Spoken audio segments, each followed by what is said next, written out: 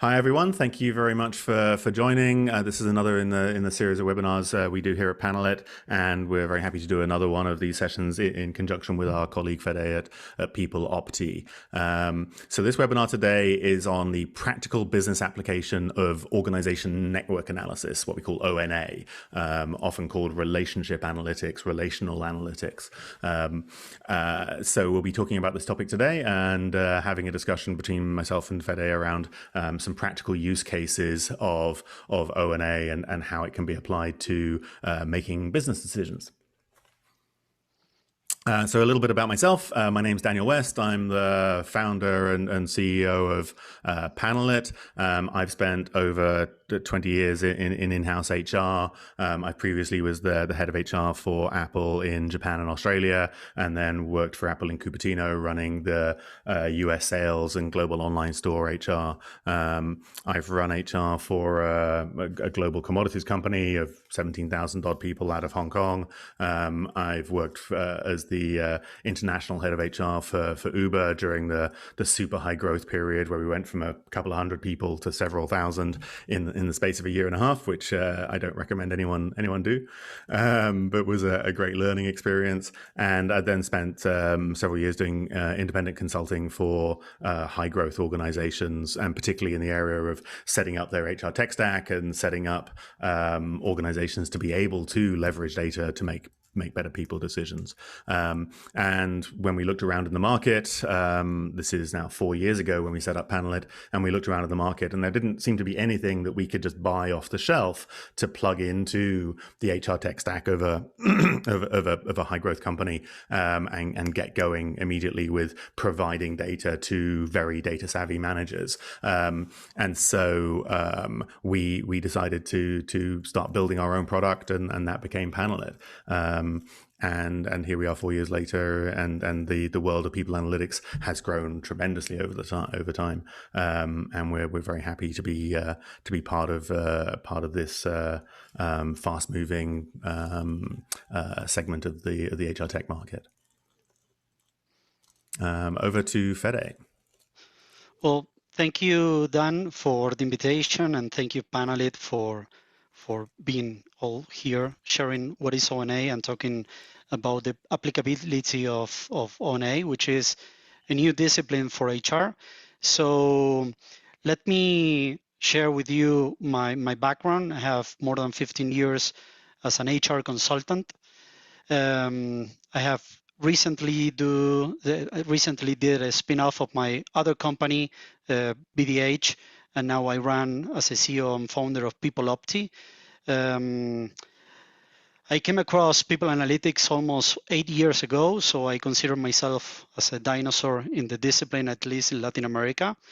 And I am the academic director of the executive program of people analytics at the Tecnológico of Monterrey in Mexico. So for all the Mexican people that is in the webinar, I welcome you to join to our next generation of students taking the program.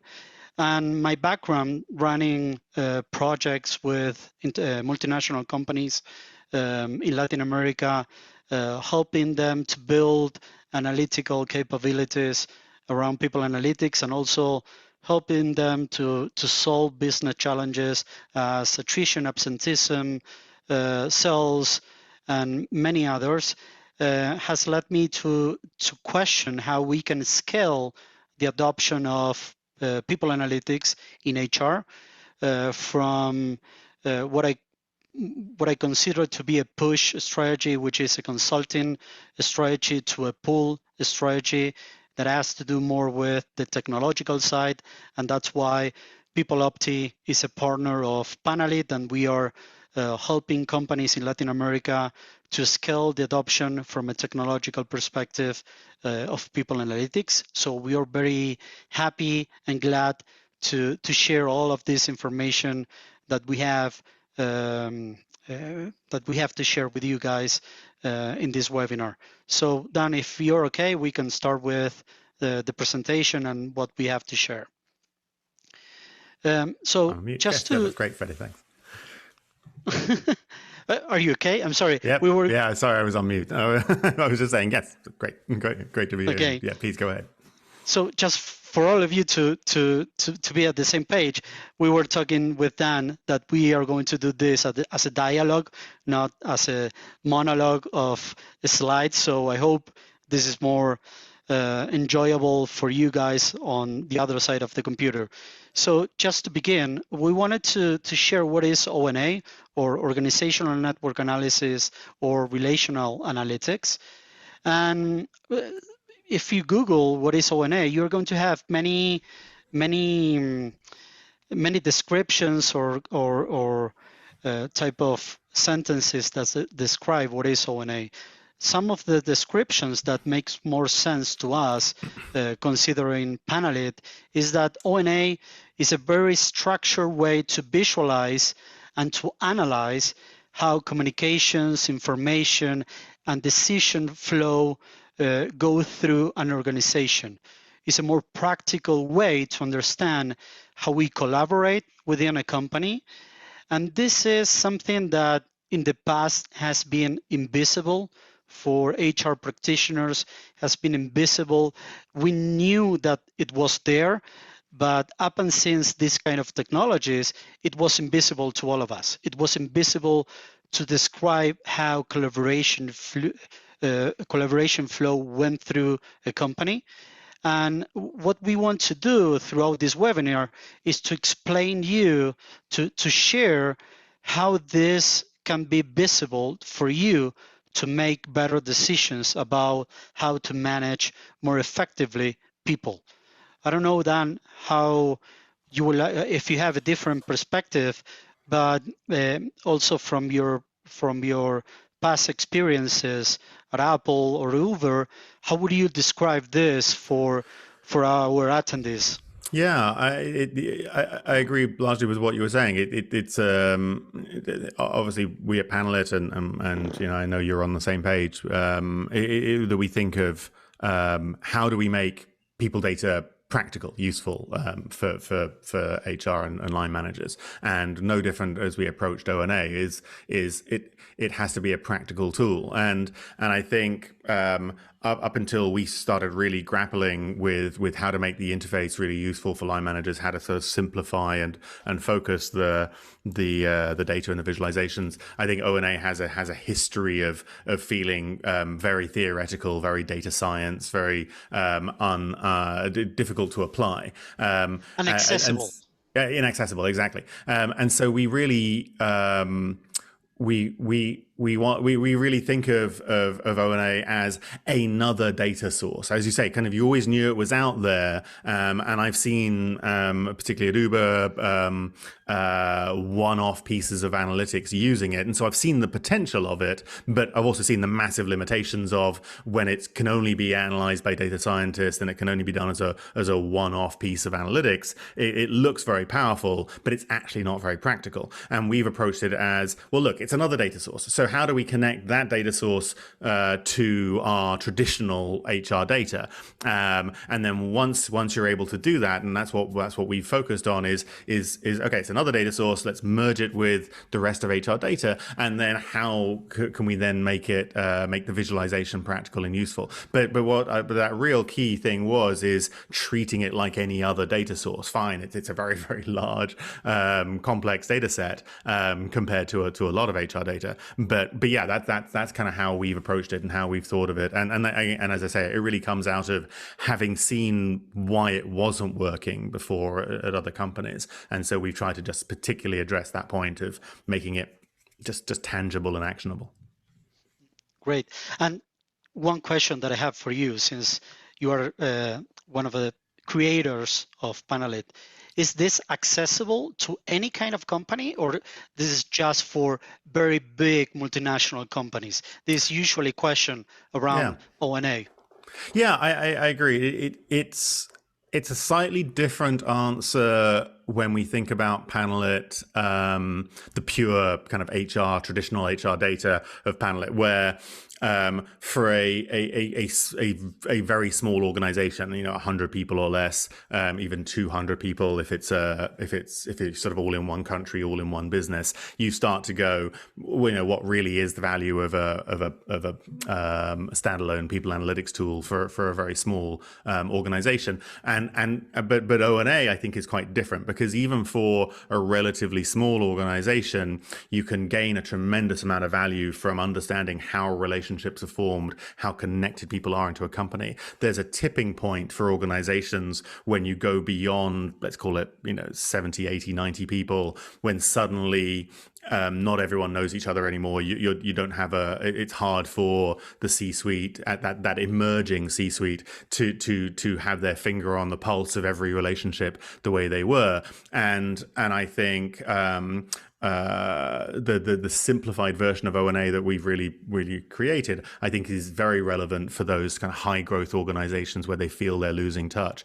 Just as we've seen through COVID about how any size organization has felt like they've been losing touch with people, the pulse of people's relationships, and so ONA has been very practical to them. So no, I don't think it is about organizational size. I think it is about coping with change, coping with growth, and every organization is going through some kind of change. Yeah, exactly. It's even a tactic of how you deal with change. Yeah.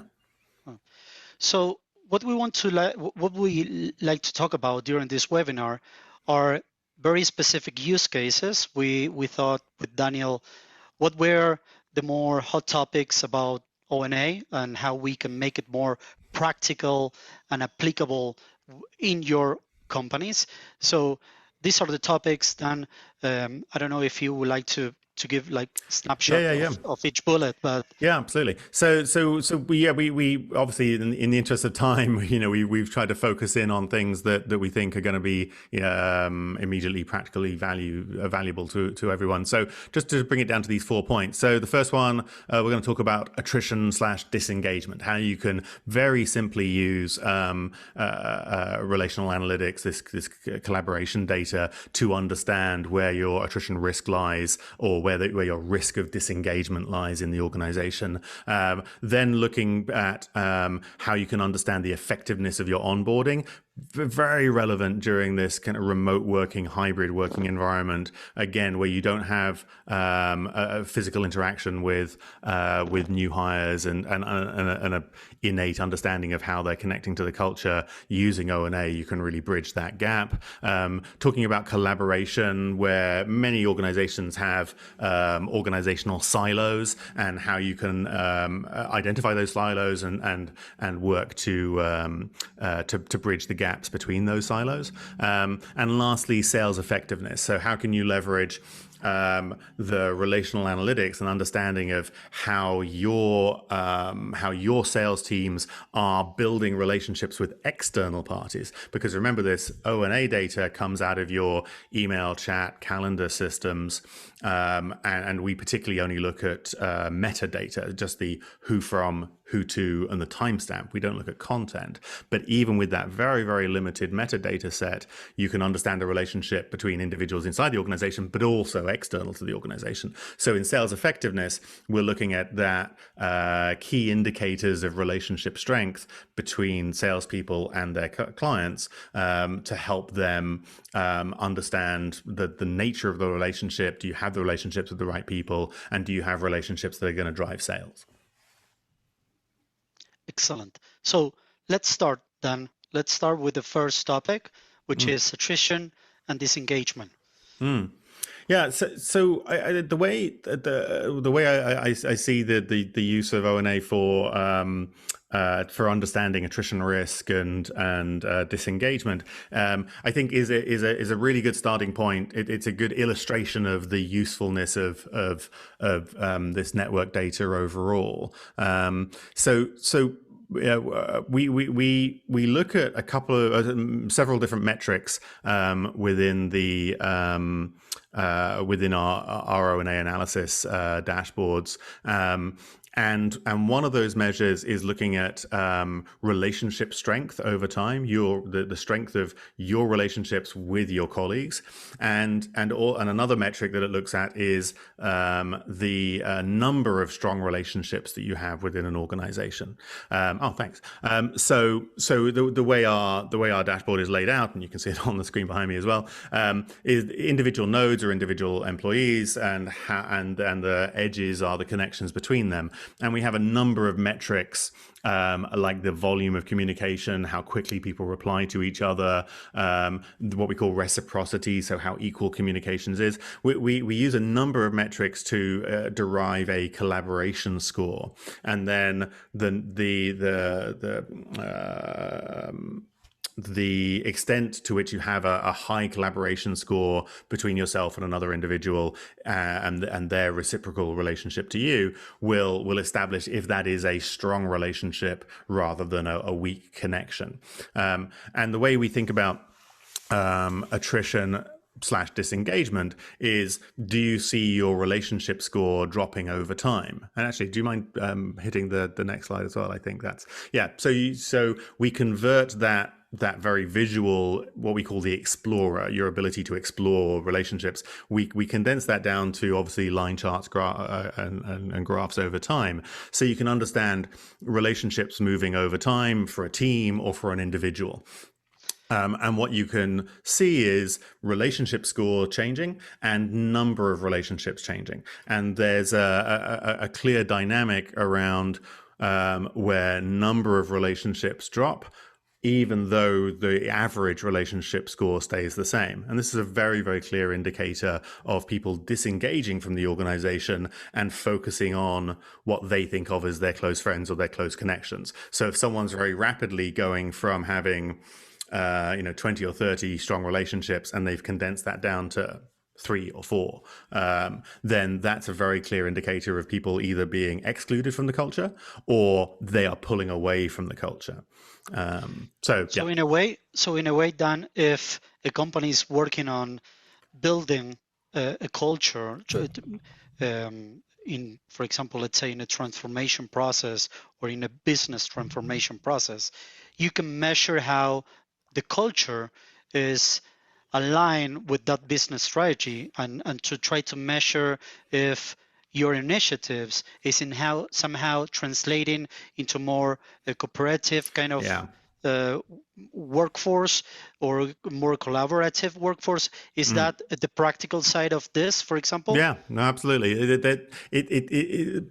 Because you can look at data within the tool over time very easily, if you're keeping some track of when your initiative started, as you say, if you're embarking on a change initiative, if you can align the time of that initiative starting with these relationship scores, you can look at a team, at an organization overall, and you can see relationship scores increasing or average number of relationships increasing or decreasing or just staying flat. And that can obviously, correlation and causation is a whole other discussion. But broadly speaking, if nothing else is changing, then you can see the impact of that initiative. But what I find very interesting about this is that you can use these values or these metrics as a sort of organizational measure, but you can also use it as a very, very specific individual measure. Yeah, excellent. So this is an interesting area. So I'd be interested, Fede, in how you see the practical application of this concept of hierarchical versus agile organizations. Yeah, when I talk to clients, many of them are implementing more agile kind of working structure, collaborative working structures, and when I keep asking them, how do you see if you're being or not more agile in terms of collaboration, the typical answer is we are not seeing it. We are not getting the data to analyze if we are effective transforming from a more hierarchical type of a structure to a more agile kind of collaborative pattern in the way that we want to collaborate. Even though we may have the correct tech stack, that doesn't mean that you're agile. So and this comes again, the idea of the applicability of analytics and ONA to see if your actions or your initiatives are having some kind of an impact in your organizational design. So even though it is from a visual eye perspective, if I were an HRBP or a CHRO, I would like to see if over time my company is changing the organizational design from the strategy that I have designed a few months back in time when we decided that we needed to change how we were structured as a team. So this is a very practical way to see if your strategy is effectively implementing over time. So this is your ability to see, based on the communication relationships, if your formal organizational change is translating to actual change in how people behave. Exactly. Right. Exactly. No, that's fascinating. And you have the metrics to measure that. For example, the strong relationship or the relationship strength is a measure, for example, also of trust. If your teams, because you can filter, this is an example of a whole organization, but you can filter to a team and you can measure the relationship strength, which is also like a measure of trust, and that's a quality of being more agile, and that's very interesting from a more strategic point of view. Yeah, I think that's an interesting thing that we often skip about this interface, is that we built it like we build so many tools from sort of the bottom up. Like, how can I understand the behavior of an individual employee? How do I understand, the performance of an individual employee, the engagement of an individual employee? We build everything focusing, making sure that we get the employee level right, and then we build the design up. And so you can instantly understand an individual employee's relationship strength, but you can also understand Team A's relationship with Team B. How well is marketing talking to sales? And you can see the relationship score of those two groups within the system as well. So, and you can do it is an organizational level, and you can see the benchmark of the entire organization. And you can do the benchmark comparing teams, areas, and that's very powerful. Yeah, and you absolutely. Can that's super interesting. Interesting. And also, you can make also different kind of analysis when you're trying to understand how your team is evolving from a more hierarchical kind of a structure to a more agile. You can measure if your team is also performing in the way that you are expecting to perform, or if you're seeing different patterns of collaboration within those teams. Because understanding the collaborative structure or the kind of relationships, you can also understand if somehow you're going to get the level of performance that you're looking for. So you can understand the type of relationship patterns that a high performing team has in comparison to a low performing team, and you can analyze the kind of relationships that you have between the two teams, and that's also very powerful at a more micro level of analysis from a visual perspective, but also from a data perspective. Yeah.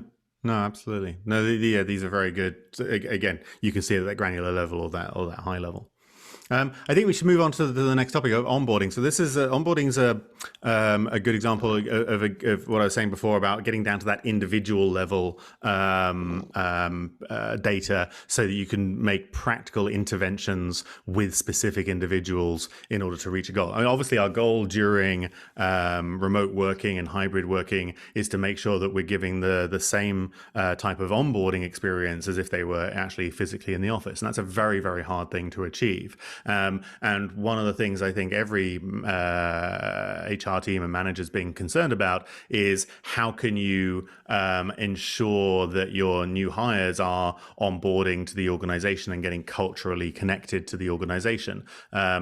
Oh, sorry. Yeah, go on to the next slide. Yeah. So a new joiner in a strong culture can take up to 3 to 5 years to become really connected in the way you can see your high performers are connected into the culture. But using this analysis that we have, you can shorten that dramatically. And in the case of remote and hybrid onboarding, you can actually make sure that your onboarding isn't going massively off track. So let me show you. Actually, I'll share my screen quickly if that's okay with you, Fede. Let's just actually look at our demo tool, so I can show you the practicality of how a business partner like myself would use the tool in the case of tracking onboarding. So this is a reasonable size organization where there's like 350 odd strong relationships in an organization of 700 odd people. So you can see it's a highly simplified visual because we're focusing in on relationships, but each of these nodes is individuals. And we have a function that we call layering. And so with layering, you can overlay a highlighted color depending on what you want to be looking at, whether you want to be looking at specific organizations, people in specific locations, people of job grades, etc. But we're talking about new hire onboarding, so let's look at tenure. So I'm going to choose this 0 to 6 month tenure time period, and you can see up here in the layering it's colored in this gold color. So as I apply this, you see that the individuals in gold are the people that have joined in the last 0 to 6 months. So if I zoom in here, you can see there's a group of individuals who are well networked into a network of relationships. However, you can also see that there are some individuals who are not well networked in, and so I can pin their name on the board. So that's Kyle. I can pin this one. That's Gene. And then we can look to see who else in the organization should we be connecting Kyle and Gene to, so that they can build stronger relationships more quickly. And you can use this layering function to add in more layers. So let's say we want to focus on senior managers of the same gender, maybe of the same age grouping, in the organizations that they work in. That'll allow you to identify those individuals. So you want to identify people like Martha, who is well connected into this organization, or someone like Jennifer, who's again well connected into a larger network group. And because you're able to see the network data and that individual HR data, an HR business partner is now able to very quickly develop a strategy and an intervention to connect Kyle and Gene through to people like Martha and Jennifer, whether you're arranging one-on-ones, whether you're arranging group projects, but it's a very practical application of the data. Sorry, do you want to go back to the deck? Yes. So that's kind of the onboarding. Again, the practical use of the onboarding. Yeah, and it's critical based on what you were saying, Dan, how we can accelerate the culture onboarding. Exactly. So the traditional perspective is that you see your organizational chart, and when a newcomer comes to the company, you pick where you're going to allocate that person in that organizational chart. No, I think that's totally true. And I've seen so many of that style of onboarding, as you say, that is driven by the org chart, and you're connecting a new joiner in, and you're saying, okay, well, this is your immediate hierarchical hierarchical network, and you're basically expecting that group to step in and support that, but you're not taking into account that group might be massively overworked. I mean, hey, they've just hired someone, they've probably been without someone for a while. They might have an impending deadline. Their manager might have just changed and doesn't know the group at all, and so you're expecting that hierarchical group to bond to the new hire, and they may have like no other attributes or demographic points in common. And then you just expect that to happen, and then 6 months later the person leaves because they weren't properly brought into the broader culture. Exactly. And I think that the main point here is that we as HR practitioners, we can design the onboarding process with this new set of data to improve inclusion, to improve productivity or time to productivity. We can improve the engagement process and also the efficiency. So we can design where we are going to or how we are going to construct that network for a newcomer. And that's Absolutely. very, very critical. That's And, organizational design. Absolutely, especially when you can look at the data over time. Actually, if you want to skip to the next slide, I think two slides ahead, when you can look at the progress of onboarding across a longer time frame, and you can identify how high performers were onboarding, you can really accelerate the onboarding of high performers, and also it helps you to address things like exclusion, where you have maybe a lack of diversity in high performers or lack of diversity in senior roles. If you can hit high potential onboarders, new hires rather, with an onboarding process that really sets them up for success, you can accelerate their promotion prospects, accelerate their performance prospects, and really you can nurture and coach people to be high performers and to be promotion prospects. And it's a great part of a total diversity and inclusion strategy. So this kind of visual where you're able to see relationship scores over time for groups of people is very, very valuable. And the flip side is that you can hire a high performer, and if you put him or her in a network that is not a high performer or is not well designed, you can convert that high performer in a low performer in a very short time. That flip side, that's the flip side. Yeah, that's the flip side. Yeah, you can get you can get onboarding really wrong, and I think people put huge amounts of effort into getting onboarding right. But I think we're providing I think ONA provides a really effective tool to show you if you're getting it right or wrong, and to help you correct. Cool. So let's move to the next one. Sure. Collaborate. No, the next one. Yeah. There you go. This one. Yeah. So for collaboration, what we wanted to share is how we wanted to show you the invisible aspect of what is going on in companies, in organizations. Usually, one of the very damaging aspects of the new era or this era that we are living are silos. Another topic is isolation or peripheral people, and bridges that can help us to integrate companies to innovate faster or to improve collaboration and or make more creative groups. And we are going to cover that in just 1 second. So to start, we wanted to share one of the most damaging aspects of the networks for a company, which are the silos that we can find in a company. Pretty much all of the companies are talking about organizational design, and one of the hot topics are groups of teams that are pretty much in an exile mode within the whole company. That we have only one person that is connecting a team with the rest of the organization. And that's a huge risk for every single company. And if you multiply that for a lot of silos team, that's very damaging, not also for the engagement part, but also for the business. And also because companies are not very flexible to adapt to the new context that we are living in. And that's amazing what we can do with ONA to make more visible how teams are structured and the risk of this kind of organizational design that is not seen in an organizational chart.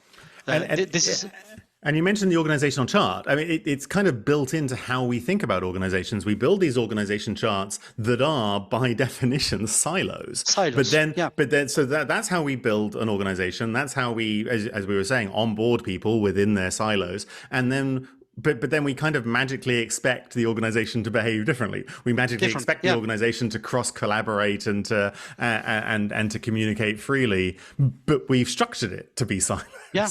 we structure that to be so siloed. it really, what is fascinating when we do look at some organizations' communications data, how it does mimic their organization silos, the communication silos, relationship silos mimic the organization tree. Actually, the hierarchy isn't mimicked. We find that the people with the greatest number of connections or strong relationships aren't necessarily the leaders of those organizations. But the fact that there is so little cross silo communication is kind of built into how we've built org charts. And I think it is, this is the tool that allows you to identify how where bridges already exist and how to strengthen those and how to encourage cross collaboration and then measure that it's actually happening. And change and avoid the risk of the leader being a bottleneck for collaboration or information flow.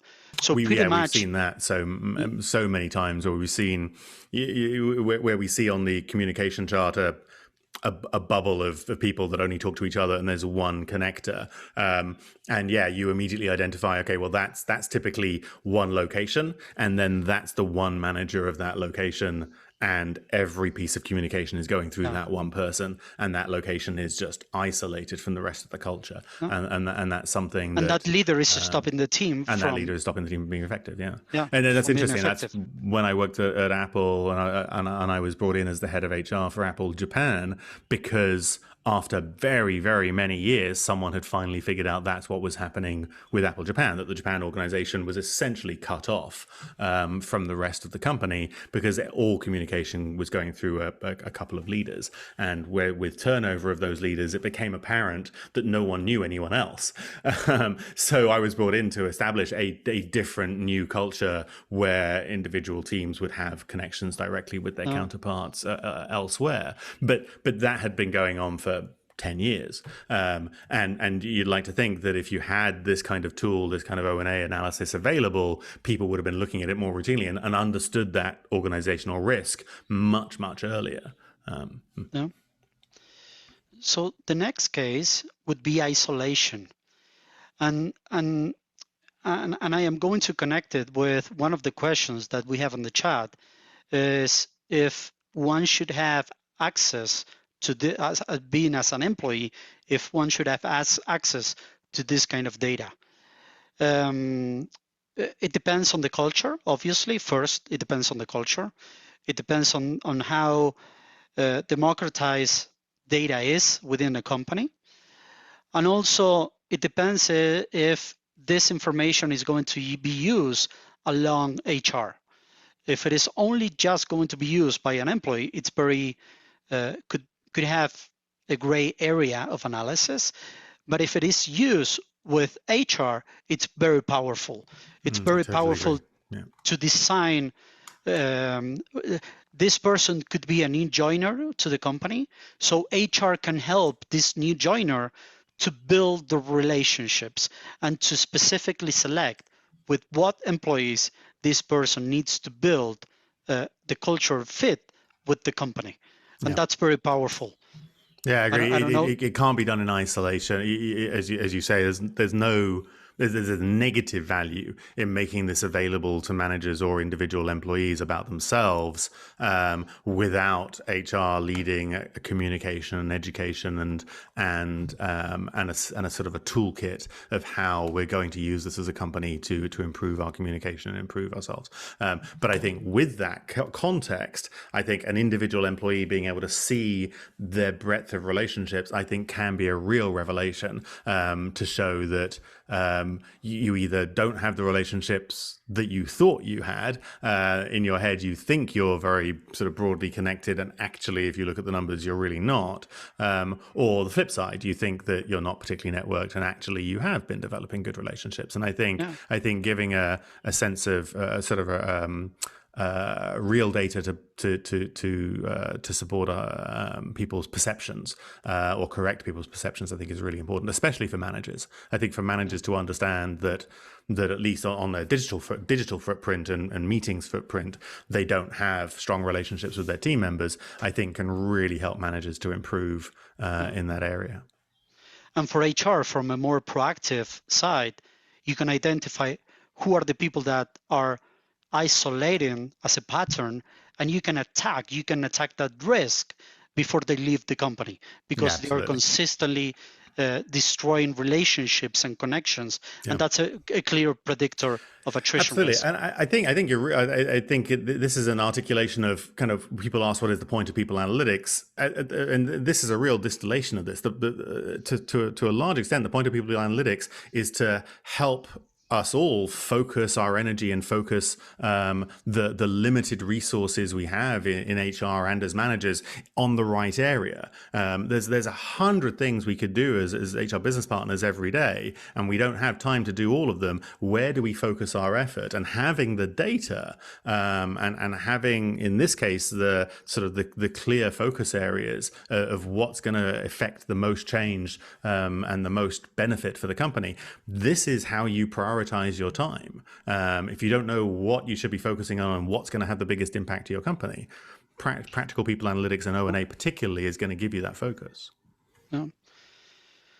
And the last one, ONA, I like that quote, not who you know, who they know.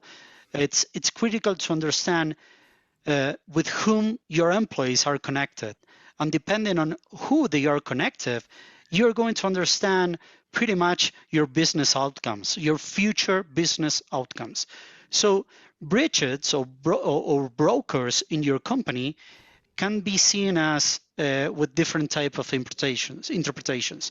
Can be seen as the people who are connecting different areas, different teams, and they are the bridges for information flow, for innovation, to communicate a very critical aspect of your company. And the negative side is that usually these are the informal leaders that could be burned out because of information flow. So managing the correct balance, being a bridge of the company, is critical for HR, because these are usually the people that has the more tenure in your company. These are the people that has all the knowledge in your company. And we need to take care of these people, because if these people leave the company, they are going to take a lot of capital out of the company, either because of they retire and you didn't plan how to convert another person in a bridge or to transfer that knowledge, or because your competition to that particular person out of the market and you left the company, split it into 2 or 3. And that's something that we can proactively attack before that happens and take care of it. Yeah, absolutely. So let's move to the last topic, which I find very, very critical. Absolutely. I'm realizing, so we wanted to leave roughly 10 minutes for Q&A, so I think we're going to have to move through the sales effectiveness part pretty quickly in the next sort of 5 minutes. So I want to show how you can use this communication metadata, not just internally, but between your internal sales or customer success people and their external relationships. So we can look at how a new sales executive, how you can track that they are building client relationships and how you can help to coach them to focus on relationships. What is the strength of relationships that the sales team has with the right decision makers, and who inside your organization has the right connections to improve the progress of a deal, and where do we carry risk in our sales relationships. So you want to hit the next slide? So this is a way that we look at how a sales manager can look for client responsiveness over time to a sales team. So I think we showed you before, and again on this slide behind me, that we look at a number of different metrics. There's several different metrics that we use to build the relationship score. But for external client relationships, we actually really zoom in on one specific metric, which is responsiveness. How quickly do they reply to a sales executive's communications? And we found that this is the highest correlated factor about the likelihood of closing a deal. And so we're tracking it, and the overtime chart is basically showing the client responsiveness over time for the sales team. And so you can look at the sales team as a whole, or if you go to the next slide, you can use this same visual to track this specific salesperson, this Diana, and you can see the individual lines for each of her key client relationships. And so we're pulling data from the CRM, which shows who are the client contacts, and we connect the CRM data to the relationship data, because of course the email exists on both sides of that. And so we're tracking email communication, chat communication, and calendar. And so you can track the responsiveness of the client to that sales individual. So as a new salesperson is being onboarded, and let's say they're picking up the relationships from a previous salesperson, they can see the history of that, the responsiveness, what is typical for that client, and whether they are picking up that relationship sufficiently. I mean, you can also see that in this slide, or this visual that we build specifically for sales managers and HR business partners, for sales teams, where they can track by client company or by salesperson what the strength of relationship is with the external contact that belongs to that particular client, and when they were last contacted, etc. This particular visual we built for sales onboarding is to look at what's the gravity of relationships with key high value clients. So that sales individual or the sales team is the node on the left hand side, the kind of the center of gravity. And then you can see at a glance where the strongest relationships are per client, where the weakest relationships are. So again, it's about focusing the sales leader's time on obviously they want to focus on the weakest relationships to encourage that sales team to improve them. Want to go to the next one? And obviously you can drill down from that, where you're seeing the client as a organization, down to the specific relationships within that client. And many CRMs allow you to categorize external relationships, whether they're the decision maker, the economic buyer, the business user, etc. And again, we can feed that data through, so you can see the gravity of relationships. Do you have sufficient relationships with the economic buyers, for example? Do you have sufficient relationship with the decision maker? And that's going to tell you if you're at a point where you're going to be able to close the deal. And essentially, we've got a couple of tables. I know these look pretty detailed on a deck like this, but they are highly interactive, that allows you to see all of the relationships that a specific internal person has with their client companies, or the reverse, all of the external relationships that we have, and allow you to see are those relationship strengths changing over time, or even if you are losing let's say one of your salespeople is leaving, you're able to see all of the external contacts they have and how strong those relationships are, so it's easier to pick those up and understand your risk. Yeah, sorry, Fede, you wanted to chime in? No, if it's we have 10 more minutes or 9 more minutes. I don't know if you would like to finish with this slide very quickly. I'll just wrap up with this slide. So just talking about risk, this is a visual where the colored circles are grouping together client contacts, and you can visually see where your internal relationships, let's take James on the left hand side there, you can see that James is the only connection through to Paravi and Signe, or almost the only one to Signe, but definitely to Paravi. So if James is a high attrition risk, which you can layer that in, so you can see on the right hand side we've layered in the attrition risk score that we calculate within the system. And so James comes out as high risk. Well, therefore you have risk, you have clear commercial risk in this structure, because James is the only connection to that client. And you can quantify that risk because you can pull the pipeline value from the CRM. So in this case, Paravi is worth $1.5 million to you. That is entirely at risk if you're going to lose James. So being able to understand your commercial risk as well as opportunities is a really critical result of being able to pull together these data sets into this kind of visualization. And I think we go back again to organizational design specifically for commercial activities, and that's critical. Link with business outcomes, which is very strategic. So Grand. Would you like to go to the Q&A section? Yeah, I'd love to. I'm looking. I think I can see several questions have been answered as people have been going along. But I mean, I'll just choose a couple here. So I think Grace is asking, are we looking at communication content? So no, we made a very specific strategic decision, both a technical decision as well as an ethical decision, that we would not look at content of communications. So we only look at metadata. So again, who from, who to, timestamp, etc.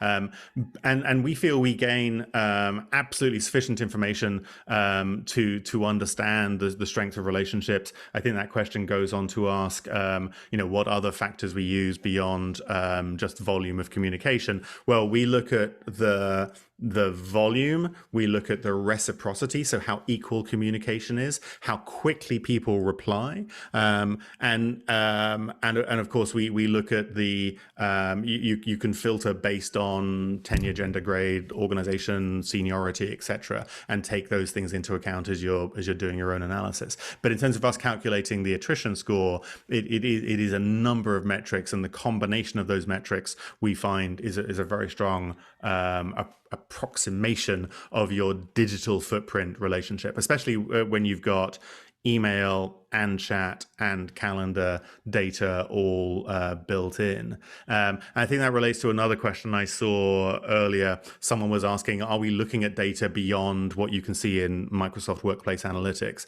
And I think the really important difference between tools like the Microsoft Workplace Analytics and many other tools that help you to see your email and calendar networks is that those tools allow you to see the networks of people, but they don't tell you who those people are. They don't show you anything about them. You can see the name, but it doesn't give you any other context around those individuals. Where we found that ONA is the only way really to make ONA a practical value is to connect it deeply with your people data. And that's something that you don't do within Microsoft Workplace Analytics or any other ONA tool. ONA tools aren't built for people data. We built a people data system first, and then we've pulled ONA in as another aspect of people data. So it's only when you can connect the ONA to your performance history, who the manager is, has your manager changed, the tenure of individuals, the organizational structure, the location structure. Only when you understand all those other attributes can you make ONA practically valuable. Is that a question you want to grab there, Fede? Yeah, there is a question from Queen about how might ONA impact remote project teams when resources like time, scope, and budget are limited. I think for every single company, those items are limited, but the key aspect of this is that you can measure the volume of the communication activity, and you can not from a police work, but from a HR perspective, you can design how much work or collaboration those teams must do instead of what they should do from what they are actually doing. And that's the critical aspect of ONA.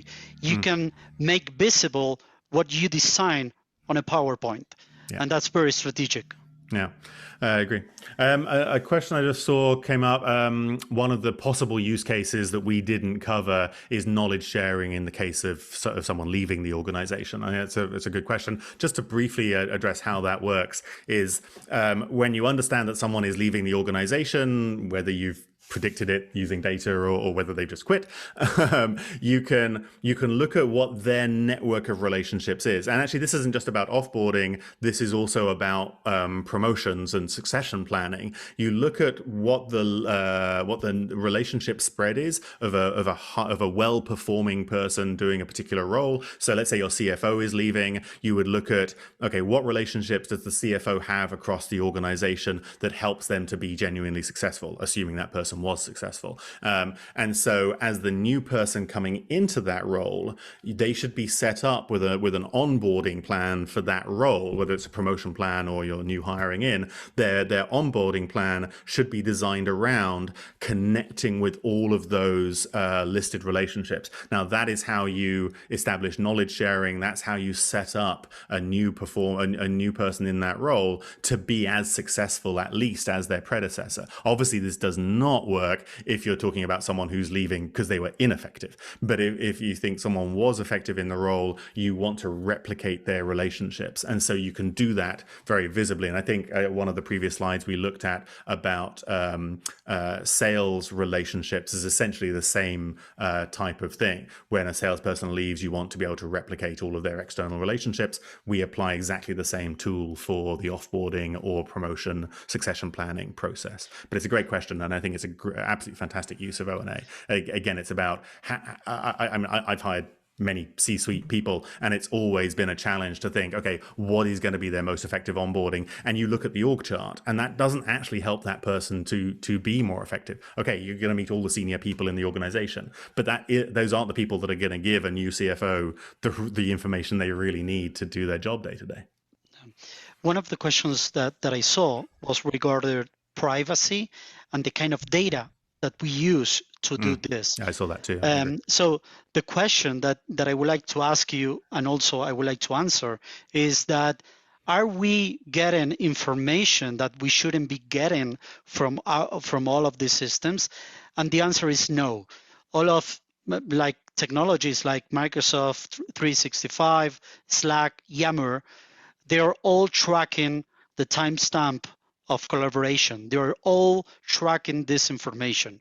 So all the visualizations that you saw is the exploitation of that data that is produced in the communication technologies that you already have in your company.